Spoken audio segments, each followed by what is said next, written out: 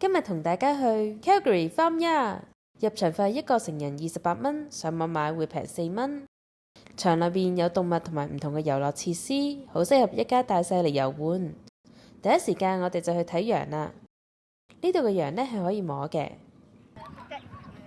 你過嚟我度係咪？呢度嘅羊都好親人，佢哋都會主動行埋嚟睇下會唔會有零食。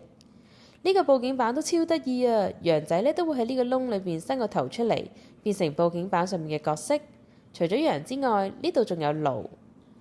全Farm Yard最大嘅動物牛、羊駝、雞、兔仔，今年仲新增咗小型嘅高地牛，超可愛啊！睇完動物之後，我哋就去玩呢度嘅遊樂設施。呢度有超過40種適合大人小朋友嘅唔同種類嘅遊戲。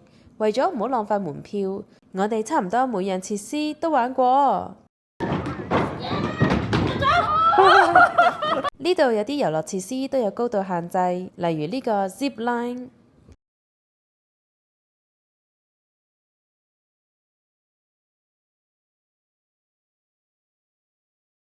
仲有呢個斜滑梯，呢個係全Farm Yard最刺激嘅遊戲，認真係有離心力㗎。場內都有小食部，不過就偏貴，建議都係食飽咗先過嚟。